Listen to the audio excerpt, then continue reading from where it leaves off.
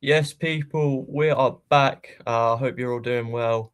We are back with another live stream, another podcast, and today we're going to be talking about Liverpool as we play them tomorrow night. We're going to be talking about the transfer window because we have a guest, and I think it would be stupid not to talk about the transfer window in January. And we're also going to talk about the new appointment from Chelsea. Could that affect the Carabao Cup tie that we have with them in the semi-finals? Might be a week away, might be 2 weeks away. I'm not too sure, but yes, as you can see in the thumbnail and in the description, we have got the main man. He is back, Marty. Thank you very much for taking up your time to come back on the channel. I think you're a channel favorite at the moment. I don't know about Thank a you. main man. A channel favourite, yeah? Thank you very much for coming back on. How you been doing? I'm very well. You say the nicest things, my man. A channel favourite. I don't know yet, but just yet. But thank you very much. I'll take it all the same. And yeah, I'm good, mate. I'm good. I'm very good. Looking forward to the huge game tomorrow night. I think Mm, for us, oh, listen, another must-win game. City have dropped points, obviously. We're in a fantastic position. I don't think Liverpool are in the best position. They're without Ekitike, Salah, and Isak, so that's very favourable. And it's going to be an absolutely fantastic atmosphere at the Emirates, I believe. So, listen, these big nights at this stadium, especially in the situation that we're in, are what we've been waiting for, and I'm really excited for the rest of the season. And I genuinely, like I said at the beginning of the season, with this squad that we've got, I genuinely at the beginning of the season thought we were going to win the title, and I still do, even more so. And I really can't wait for May.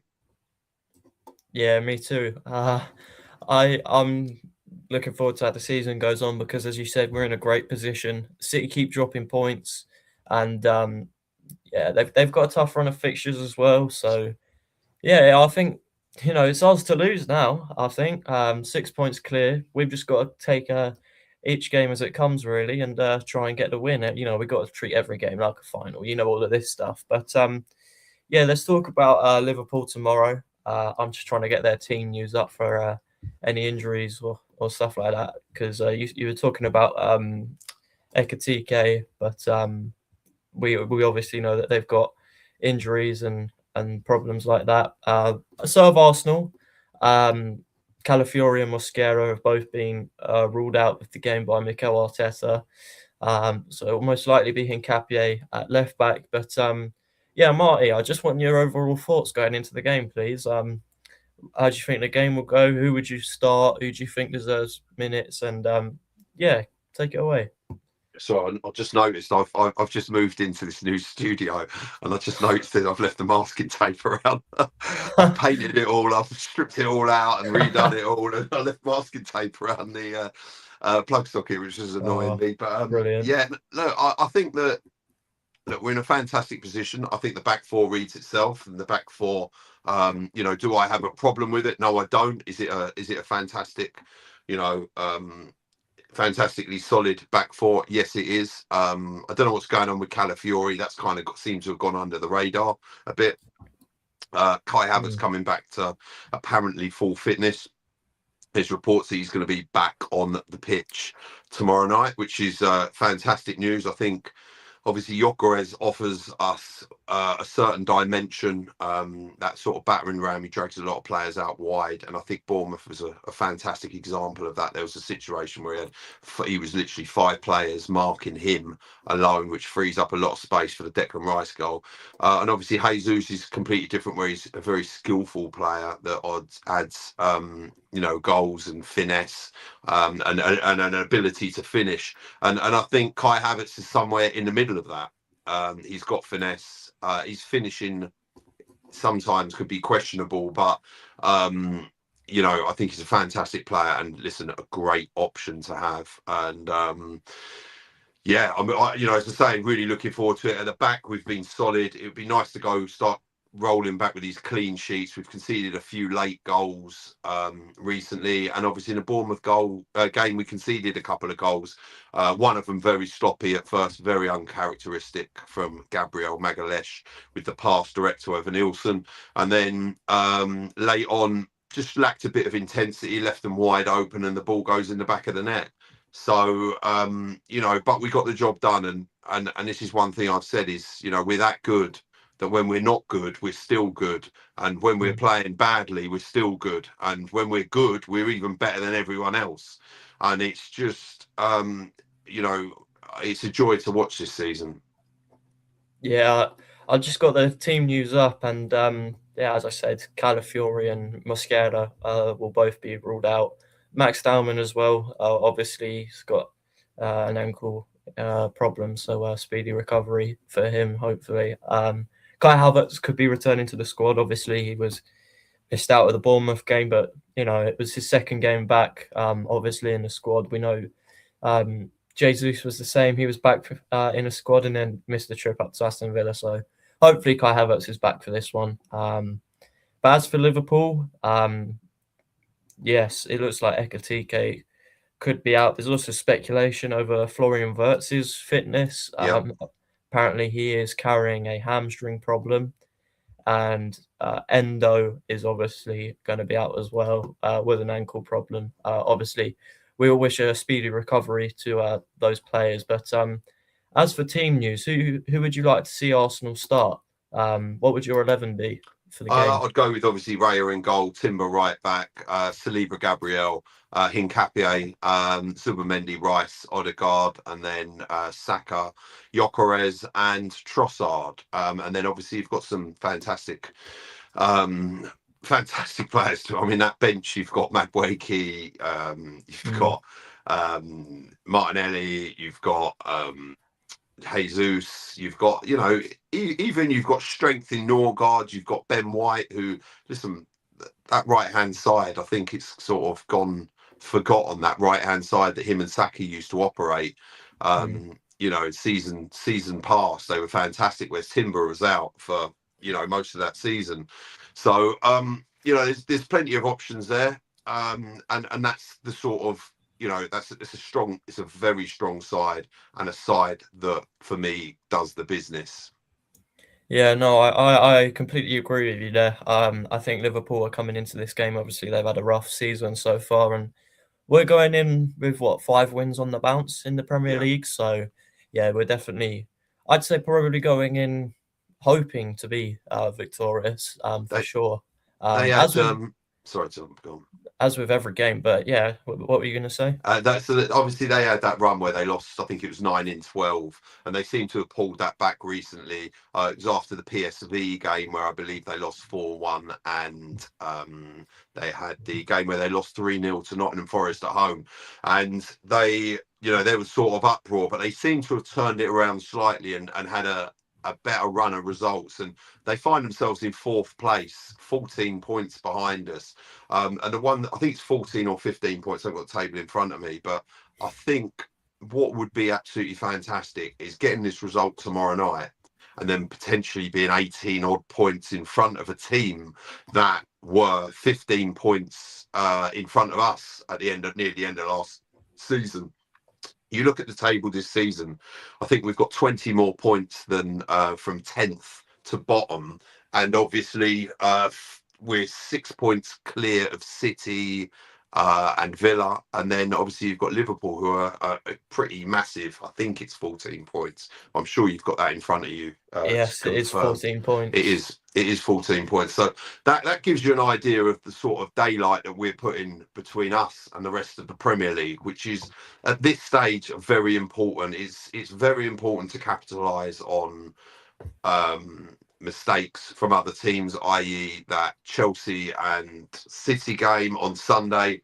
Now making full use of that. They're playing tonight, obviously. So that's an interesting game. They've got Brighton, which can be a tough team, and they listen. If they don't get the result there tonight, they get a draw or lose. You know, this just sets the pace even further, and that's really what we need to do. Yeah. And they're without two of their centre backs. Obviously, Luis Diaz is out with a hamstring, I believe, well, for quite some time. And then Vardiol's out for the rest of the season. He's got a tibia fracture. Mm. So, or it might be the other way. Yes, I mean, look.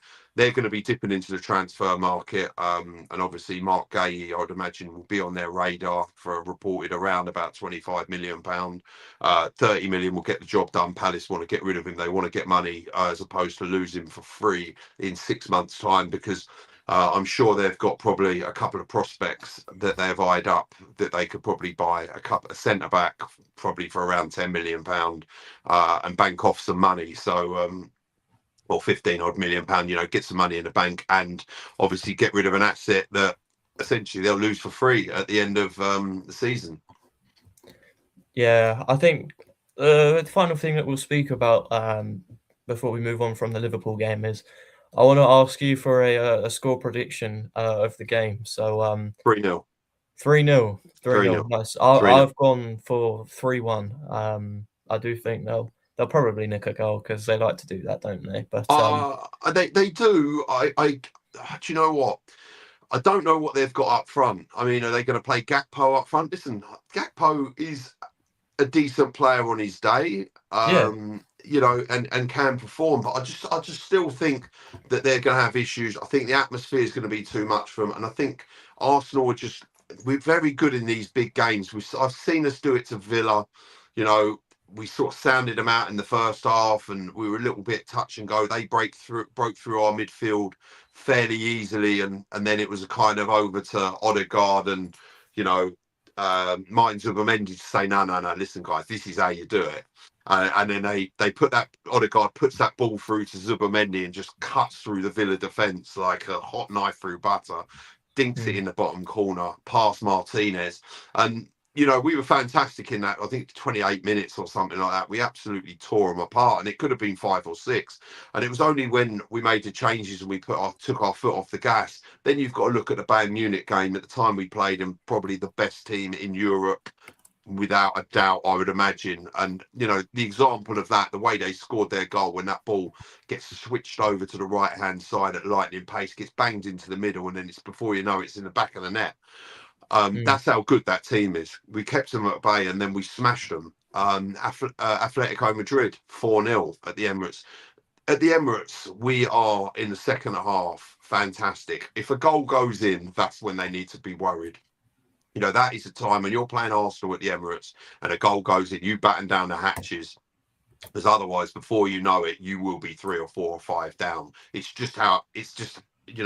We're very good at finding a way, and I don't know whether it's a mentality thing where we get into teams, but then teams just seem to fall apart, and then it's just, it's game over, and that's it. So, we did it to Tottenham as well. There's so many games that I could mention this season. We did it to Leeds, 5-0 them.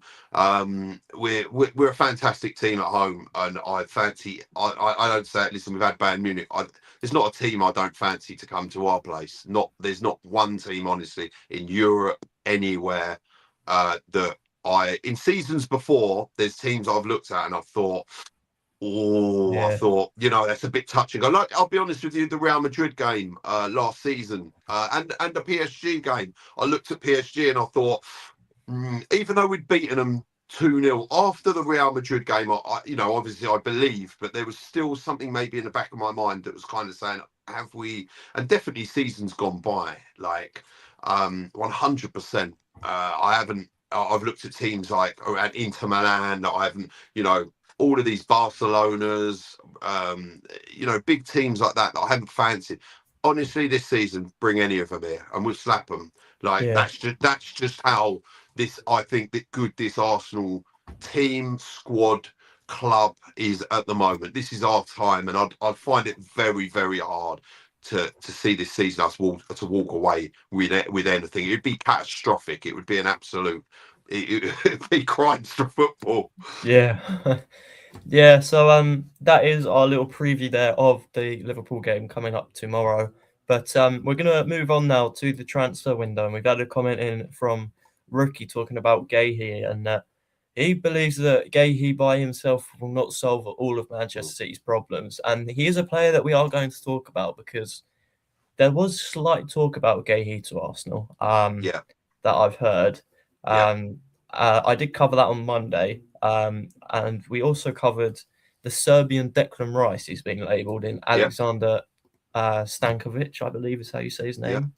yeah, And there's talk of other players as well. It looks like yeah. we're going to be signing Blackburn Rovers' Igor Tejon.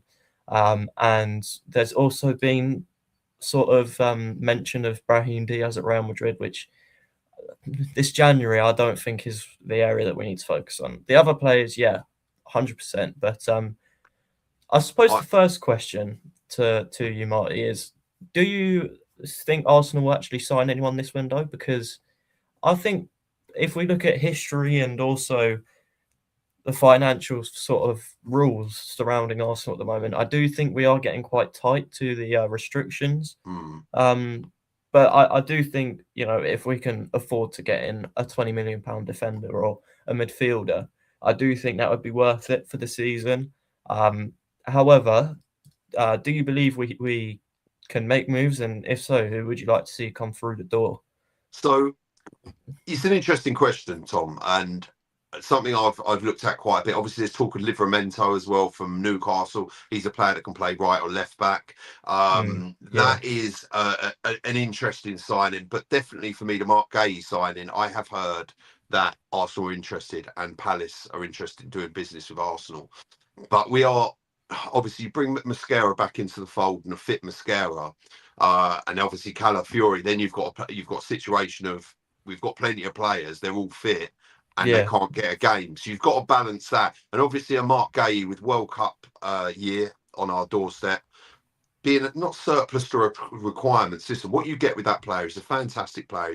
He's a ball-winning, solid centre back, goal-scoring centre back that will push your team. He's a captain of the club. He's got a fantastic attitude. He's an England international. He's got all the credentials to be an Arsenal player, and he would slot straight in to Arsenal Football Club perfectly at £25 million as well, which gets the job done. That is, not saying it's small change to Arsenal because it's a hell of a lot of money, but it's definitely within Arsenal's pricing guidelines when you consider we've been buying players for 50-60 million. So £25 million for a world-class defender in mm. or I've got to be careful of using that word, top, because whenever you say that, listen, he plays internationally, so for me he's world class. Whenever you say that word, people jump on you and say he's not world class. But listen, he's a top player, all the same, and would be a fantastic addition. Will we buy him? I do generally believe now that City have got two centre backs. I believe that's going to be a situation. City will go up to 30-35 million for him. I think they Yeah, will, that's they need him more than we do. And what that player will look at now, as much as the Arsenal, there was a time a couple of weeks ago where I kind of heard that the deal was on to Arsenal. It was not. It was not long after we played Palace, and I'd heard that, yeah, this is going to happen. But obviously, with Manchester City entering the race because of the injuries, that means that he's going to get game time. And a player like that with the World Cup, yeah, that's what they're going to want is game time. So, do we need anyone? Look, you bring in a left winger. Let's talk of that. You've got Trossard and Martinelli who've been fantastic. And I think it would potentially put their nose out of joints. The Berahami from Real Madrid, was it that you said? yeah, Brahim Diaz. Yeah, sorry, Brahim Diaz from Real Madrid, a player that can play across the front three. He's 26. 26 years old. He can play all the way across the front three. He's, and another player that can't really get into the Real Madrid side because they're stacked with class. But do we need him? I mean, let's take it back to the last time we won the title, the Invincibles. We bought Reyes in the January transfer window. What signing he was. So sometimes it can work. We bought Ozil in a January transfer. We bought Trossard in January. So these January transfers can be. I mean, when you look at what Trossard's done, what a clutch player he's been for us this season. He's been absolutely Yeah, phenomenal. I actually watched the other day a load of Arsenal goals, all of Arsenal's goals this season back. And you forget actually how many goals, what sort of goals that both Martinelli and Trossard have scored. And if I'm honest with you, what Gyökeres had the part he played in those, and the parts that they all played in the other goals that sort of Saka scored or yeah, etc. So I don't know whether it would be upsetting the apple cart or we actually need. I think it would definitely be something to look at in the summer. Um, there's talk of Jesus moving on, going back to Brazil to Palmeiras. Obviously, you've got to establish the fitness of Kai Havertz and establish the fitness of other players and assess their seasons. But right here, right now, I'm not sure. I think we're pretty loaded. And don't forget, we are playing 2 games a week. This as long as we stay in competitions, we've got that game coming up against Chelsea, which no doubt we're going to talk about. But we, that's 2 legs. So essentially, if God forbid if we got knocked out of that cup, we're only missing out on a game. But generally, every week, got FA Cup games coming up. We beat Portsmouth, we're into the next round. You've got Champions League fixtures coming up. We've got a lot of football. There's still 18 Premier League games. So you're probably talking potentially this season something like about another 30 games of football to play. So it's a lot of football, and we're going to need a fit squad. It's how only truly deeply will Mikel Arteta know, the how fit his squad is. Do we need another midfielder? I think we're blessed with quite a few. We've got Eberici Eze, don't forget, who sits on the bench at the last 3 games. He's sat on the bench, can't even get a game. You've got an option there that, God forbid it, if Declan Rice is injured, you can stick Odegaard in that 8 and you can put Eze in a 10. So you've got also Norgard, who can't even get a game. Norgard, for me, when he played against what was it, Brighton, he was fantastic. No, sorry, tell a lie. Was it the Palace game?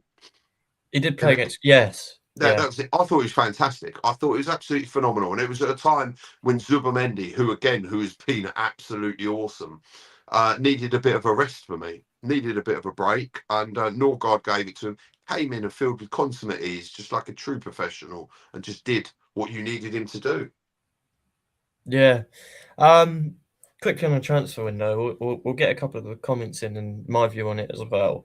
Let's have a look. A midfielder is what we need in the first team. I want a physically dominant one. I wanted Amadou Onana in the summer, but right now I would take Buwadi, another name that has been talked about quite a lot. Do you know what? Just quickly on that, Onana for Everton has been fantastic. Yeah, he has been actually. He's but the only thing is, I know it's a team thing. It's just the consistency. It's, whether it's a different level of operating at Arsenal Football Club. But yeah, against us he was good, and I've watched him, and he has, he's one of those big midfielders that breaks through midfield with the ball and sort of, yeah, he does impress me every time. We play them. Also, the man next to him, Kamada as well, another good player as well. Very good. Don't need every world-class player. Gehi can go to City or Bayern if he wants. We have too many centre backs. In my opinion, my opinion on that, right? Go on. You can never have too many world-class players, in my opinion, because if you want to compete at the very top, then we're going to need these players to come in. And look, we can always make space for them as well. Sometimes a player can come up in the market as an opportunity, and you've just got to take it. Look at Liverpool a few years ago with Cody Gakpo, something like that. Sometimes a player is just too good to say no to, and you make room for him. I know, definitely, it's a good shout, but I do kind of agree with that. The Mark Gay thing is, you could potentially be sort of scuppering a player's career to sort of have him sat on the bench, and you might not get the best out of him, and then you could lose confidence. And then when you bring him into the side, he doesn't play that well because he's used to playing every week. He's used to because the thing with Mark Gay, he's the captain of Crystal Palace Football Club, and he's used to playing every week. So he's used to being the main man. He's going to come to Arsenal. He's not going to be the main man. He's going to be in the shadow of Saliba and Gabriel. You've got players like Declan Rice, Martin Zubamendi. You've got Bukayo Saka. You've got superstars at Arsenal. There's not just one or two. You go around that Julian Timber, these, David Raya, these players are loved by the fans already, Yeah, and I suppose one argument you could make against that is look at Madueke in the summer. We were all saying, how's he going to get minutes? He's playing regularly at Chelsea. Why would he come to Arsenal? But ever since he's come in, he's got game time. I think he should be getting more, in my opinion, but he's getting game time, and he's playing well, and he's definitely in contention for a place at the World Cup.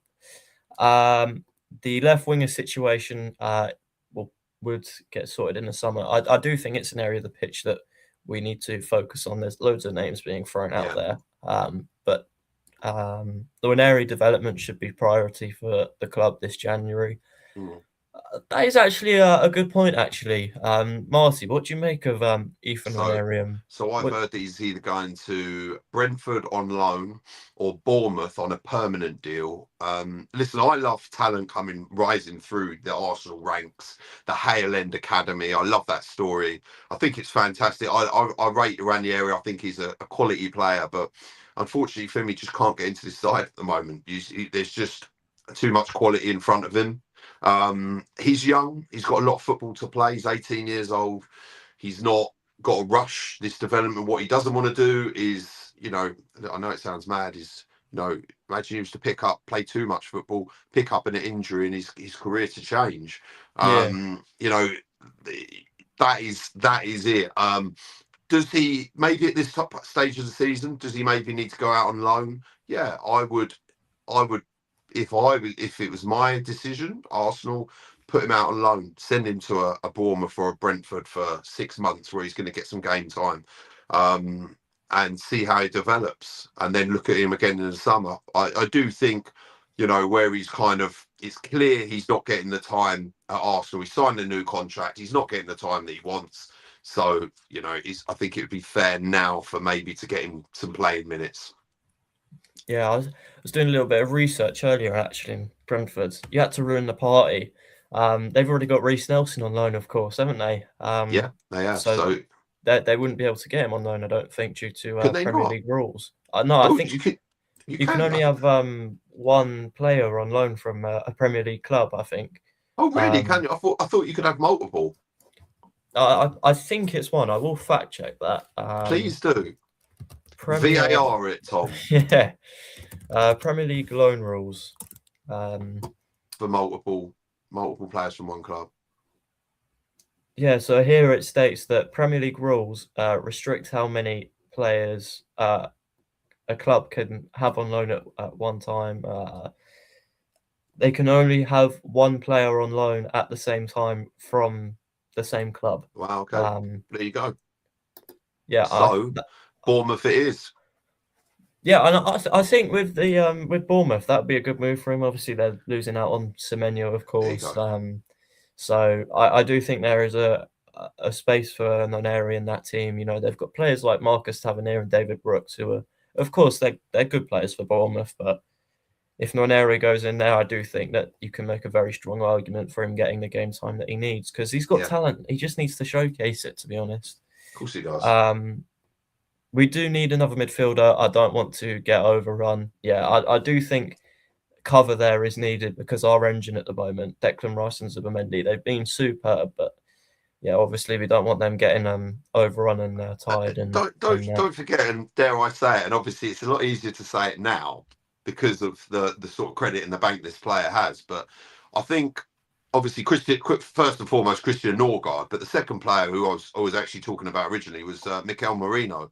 Listen, this is a versatile player that obviously he can play as a 9, as we know. He can play as a 10. He can play as an 8. He can play as a 6, and he can actually play as a centre back.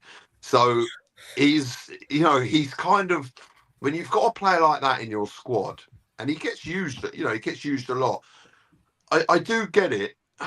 I don't know where you're going to fit another midfielder in. That's the thing at the moment, because the one thing about Declan Rice, and this is, listen, touch wood, but everyone says about injuries, but if you ask any West Ham fan, they'll tell you that when Declan Rice was at West Ham, he played basically every minute of every game. And since he's been at Arsenal, he has, bar a couple of small injuries, I think he had a broken toe at one point, but he's basically played most minutes of most games. And that's just the sort of player that he is. And obviously rotate him correctly and just use him wisely to the end of the season.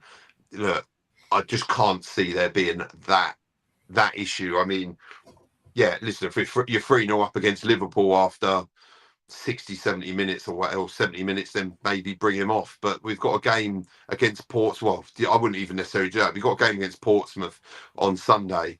You don't need to play Declan Rice there. And you know, you don't play him there. And then next, I think the following Wednesday, we're playing, is it Nottingham Forest away? Yeah, we've got them next weekend, I believe. Yeah. So we've got the next games. We've got Inter Milan coming up, Nottingham Forest coming up, Portsmouth coming up. I think, and Chelsea coming up. That's it. So obviously you want to play him for the Chelsea game. The Nottingham Forest game, Premier League, you want to play him. The Inter Milan game, I'll be honest with you, you don't need to play him because we're where we need to be. That's a dead rubber game because the Kairat game coming up. I think that's at home.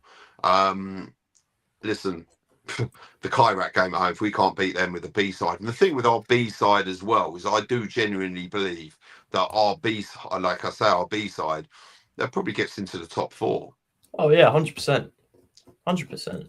You know, I think it's definitely good. I mean, who would be your first choice of your striker?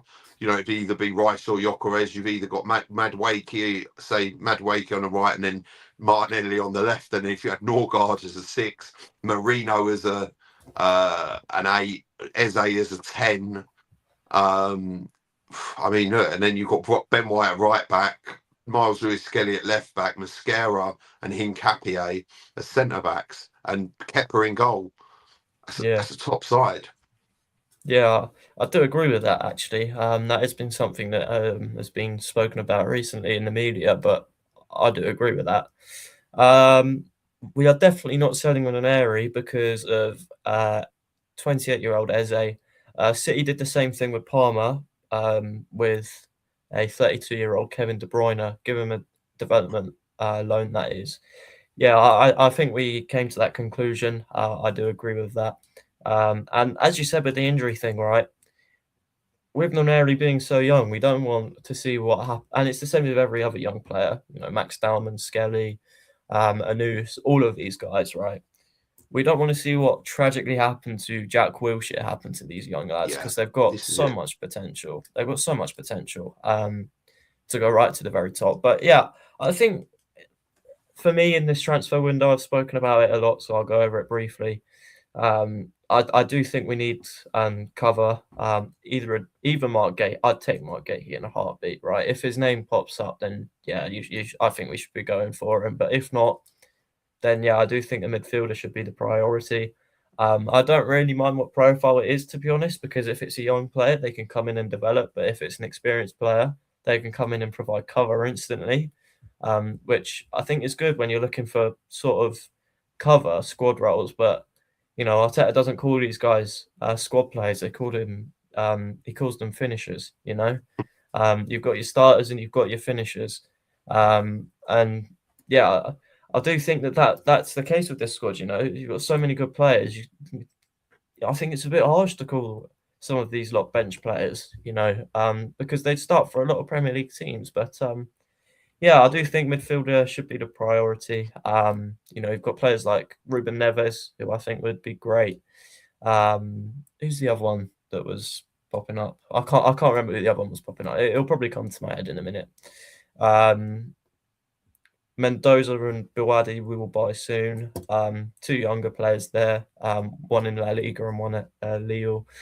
Yeah, I do think that should be the area of the pitch that should take priority, to be honest with you. And then outgoings, I think the only real one that I'd do would probably be Ethan Nwaneri on loan, which we came to a conclusion on. But the final thing that I want to talk about, Marty, obviously Arsenal have got Chelsea in the League Cup semi-finals soon, over 2 legs. We have seen a couple of managers recently leave their clubs, get the sack, with Chelsea bringing in new appointments. Liam Rosenior has come into the club on a 6.5-year contract, by the way. Yeah. Only Chelsea would give a manager a 6.5-year contract, but a fresh manager like that. Yeah, it's very risky. But so just quickly, Tom. So you've got no quizzes or Oh like no, up your sleeve or nothing like that, not or today. Not today. guess the player from like 1934 I and he's showing thought, me he's like a little cute angle of him or something like that. yeah, no, I thought I'd save you from the embarrassment today. um, Thank but you very much. Pardon me. yeah. What are your thoughts on Liam Rosenior? Do you know much about him? Wouldn't be surprised if not. But also, how do you think this changes the approach for the League Cup semi-finals? Because obviously Arteta knows a lot about Enzo Maresca, similar Yeah, play styles, yeah. coached a lot in England. But then all of a sudden, there's change from Chelsea. So how do you think that changes the view for Mikel on the League Cup semi-final? Take it away. I mean, look, it's interesting. I mean, if I was Chelsea, I probably would have gone for Glasner. Um, he's a fantastic. I think he's a great manager, or he's a good, very, very good manager. And Strasbourg, they've gone to randomly taken Liam Rosenior and put him on a 6.5 year deal. Now, the thing is if this doesn't work out, you've got a hell of a lot of money to pay this guy to get him out the door. I mean, if you're Liam Rosenior, you are rubbing your hands together. You've just pulled in a fantastic Premier League, Champions League club to manage. Obviously he's learned his trade at Strasbourg, and fair play to him. You can't, you don't turn it down. It's not a job you turn down. You accept it because these opportunities don't come around all the time. I never in a million years. I mean, if we turned around, I personally thought that Chelsea were a centre back and a goalkeeper away for being a decent side. Maybe a Mark Gay would have been absolutely perfect for them, Yeah, and also a David Raya sort of goalkeeper, or an Allison or a Donnarumma. That sort of just a decent goalkeeper that's not going to make mistakes, that's not hot-headed, that's not going to cost you stupid goals. And then whether it's one centre back or two, and maybe a couple of small additions, but under Maresca, I think if they got this season out of the way, they're always going to start and have an interesting time after the Club World Cup. That's a lot of football to play. They went far, obviously, and won that European trophy in the summer. So they're always going to be a bit offset this season with results, just factually, because of the amount of extra football they played at the back end. There was going to be fatigue and there was going to be a hangover from it. So this season, I think, they're in a good position league wise with what they've got and what Maresca's building. And there's obviously problems with Blueco that wanted to, full control, and they wanted him as a head coach, and he wants to be a manager. And obviously the thing with Liam Rosenior, when you're bringing him in, is with Maresca, if you ask him to do things or maybe play certain players or play in a certain way, there might be things he agrees to, but there might also be things that he turns around and says, listen, I'm not prepared to do that. But with the Liam Rosenior, you say, oh, can you do that? He'll go, yeah. And you say, can you do that as well? And he'll go, yeah. You say, can you do that too? And he'll go, yeah. And there probably won't be anything that he has a problem with, just because. And if he says, oh, well, I don't want to do that, I don't agree with that, they'll say, well, listen, this is stipulated in your contract, and listen, you need to do what we say, sort of thing. So is this them having complete ownership of the club? Now, if this was someone like Roman Abramovich that had this level of control over Chelsea Football Club, then listen, we all know the story there, and we all know what he did. Like, he was dare I say it, fantastic owner.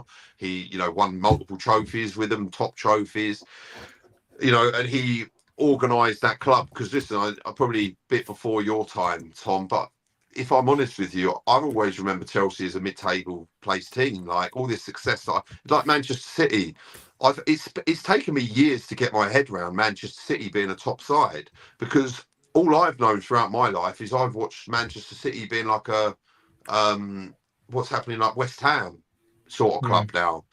Going up, being relegated, going into League One, Championship, getting battered, by teams not that consistent. Manchester City, for me, when I grew up as a kid in the 80s and the 90s, and the early 2000s, were pretty terrible, to be honest. And the same with Chelsea in the 80s and the 90s, they were poor. And then when Abramovich took over, which fair play to them, and then the last 20 years they've been successful. But it seems now this ownership have really sort of, they want to do it their way. Now, when I look at someone like the KSE, Kroenke Sports Entertainment, who own Arsenal, they do this with multiple sports clubs. They know what they're doing. They've got a method, and it's clear to see what's happening at Arsenal now.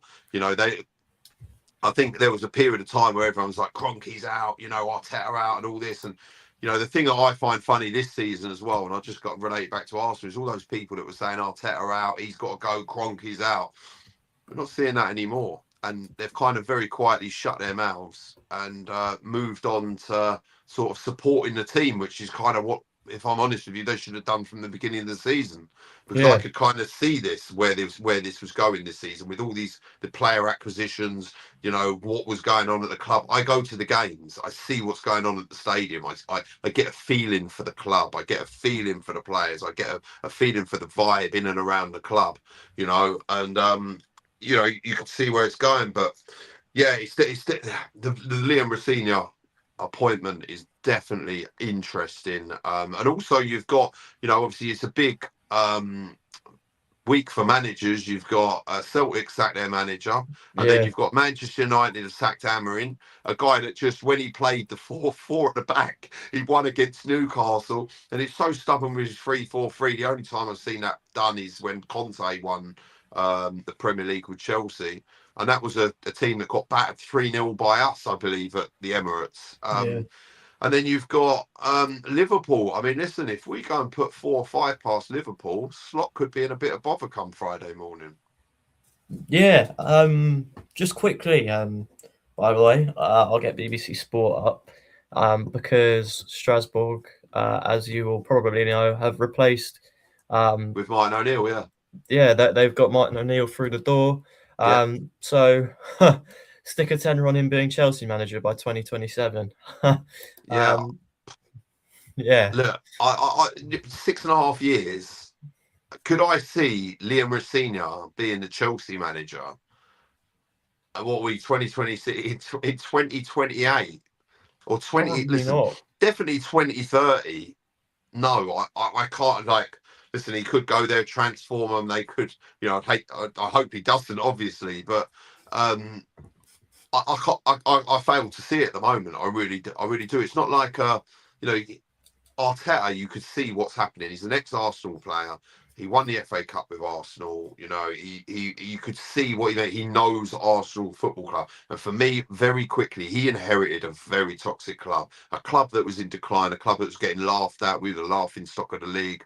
We had a soft underbelly. We were getting opened up week after week. And, I think Emery, the stadium was toxic. It was half empty. And I could see very quickly what he was trying to do. And albeit, yeah, it's going to take a lot. It's a huge job. It's a monumental job. It's like the Manchester United job. It's a big job.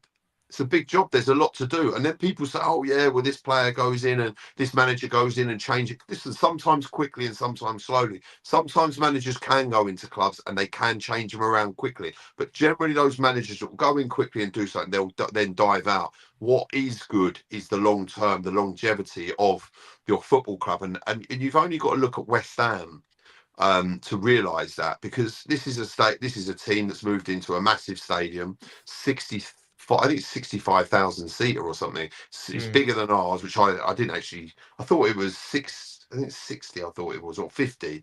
But yeah. Anyway, and now look, they're facing the trapdoor in the Premier League. And they were, a few seasons ago, they won a European competition. They were singing Champions for Europe. You'll never sing that. We all remember that night they had, and there are times their league form wasn't too bad, and obviously getting into those European places. Last night, you watched them last night. Their goalkeeper made a fantastic save. Absolutely awesome. Reminded me of that Raya save, but probably was a better save. Fingertips it over the top corner. They go 1-0 up, and obviously they have that VAR goal disallowed. And then Nottingham Forest go and level it and win it and nick it. And as soon as that VAR, that goal goes in, you just know that they're going to lose the game. And obviously mm, the stadium's half empty. Now, when you've got a 30,000 seat stadium and there's 20,000 seats sold, and there people are sitting in 20,000 seats.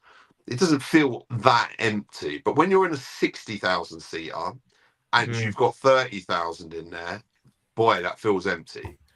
yeah, Or last night there was probably 40,000, but there was just empty seats there, and especially when majority of those seats are white, you can see, yeah, you can see the empty seats, and that's not a message, I'll tell you what, that's going to be a pretty empty stadium in the Championship. yeah.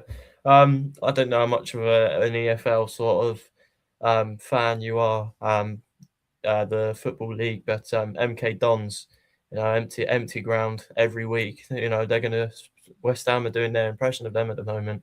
Yeah, so Um, a good friend of mine, Dean, used to play, just literally retired from them, so from MK Dons last season. So no, right. yeah, they struggled with that, and obviously, Yeah, again, they uprooted the club from South London to take it all the way up to Milton Keynes, and they have struggled since. yeah. And just fact checking on the capacity of the London Stadium for anyone interested. For football, they can get 62,000 seats in. 62. But for every reason, seated capacity for general is around 68. Yeah. What's the difference? Who knows? But for concerts, obviously they do host concerts as well. 80,000. That is one benefit of having a big stadium like that. But West Ham don't even have the stadium, do they? Well, So the thing with the concerts now is Tottenham have done that. yeah, Most Tottenham or the Emirates. That's the thing with it. And that London Stadium, there's no phone reception. It's like the weirdest walk to a stadium. It feels so soulless and lifeless, and it's just in the middle of. Basically, it's in the middle. It's in London, Stratford. It's in the middle of, like, obviously a yeah, built-up area, but it feels like it's in the middle of nowhere. yeah. Have you actually been then Yeah, I've to been there the a few London? times. I've been there a few Yeah, times, and I'll be honest with you, the idea of it's quite nice. The concourse yeah, is nice, and it's a shiny new stadium, but just everything about it's just not nice. Like, where they've kind of leased it, it's not their home. Obviously, they got a good deal on it, but it's not always about getting a good deal. You've got the running track essentially. The seating is too far away from the pitch. There's just yeah, too much for me. There's too much of a gap. You can be, you can see everywhere, but if you're up in the, right up in it, like sort of upper tier, as it were, it's a bit of a distance between that and the pitch and watching the game properly. Even if you're close to the front, the seating is slightly obscured. I don't like this distance from the. I like, obviously, I think the furthest away I like it is at the Emirates, where you've got a bit of distance between the first row and the pitch, but any more than that, and it's too much personally. mm, And it just doesn't feel like they're home. It just feels disjointed. Even their fans don't like it. They all don't think the food's great. I mean, their only bonus that they say, most of them, is, oh yeah, half time you can get up and go to a smoking area. It's one of the only stadiums that can do that. That you can keep the smoking area. It's not. mm, It's not what I go to. If that's a benefit for football, yeah, I don't mm. know, but it's just. It's an interesting stadium, but I think it's just slightly weird, if I'm honest with you, and I think they're going to struggle, unfortunately. The bowling ground, I don't know if you went there, Tom. That was a fantastic old school English stadium. 4 different stands, and Yeah. yeah, it's tight on the pitch, and it was a great atmosphere. Yeah, well, I've never actually been in the London Stadium, but I have been to it. I did go on a little trip to Stratford, and yeah, as you say, you're walking through all of these buildings in between all of this sort of built-up area, sort of estates, and then all of a sudden there's a football ground. It just feels like that, and then Yeah, there's long walkways as well. Yeah, yeah, it feels like they should dig a moat around it or yeah, something like that, and like an yeah. old school castle, and have a look at that little river around the outside of it. For some reason, it's just, yeah, it's just a weird. Listen, I don't envy them, and it's not their home, and I know a lot of West Ham fans are not happy about it, and obviously the ownership, they're running in a profit, and they can buy players. They have bought players. I think their net spend was 170 million or something like that. I Mm. I heard. They need to buy players. They've got Nuno again. Whether they stick with him, I don't know, but he's got a job on his hands. He's Yeah. got 18 games left to save their season. Bluco and Ineos causing constant instability at their clubs. The moment we win, I want everyone to give the Kroenkes the praise they deserve. Definitely spot on. The moment the Kroenkes got full control in 2018, they've been wonderful. Mm. Yeah, I agree with that. I think that's pretty much it, to be honest. I think we've spoken about everything. Guys, check this guy out, Marty, AFTV. I've linked his Instagram profile in the description down below as well, for some even more content from Marty. Once again, I want to thank you very much for taking the time out of your day. I know it's a little bit short notice, but I do appreciate it every time.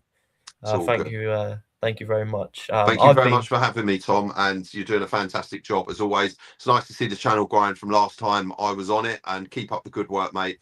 Keep up the hard work as well, because I know it's very hard. You upload everything, you edit everything yourself. You do all that, you source the guests and all the content. So mate, big respect to you. Well done. I take my hat off to you. Keep it up, and I'm sure some big things for you in 2026, mate. But I love your consistency and your attitude towards it. So big up yourself, mate.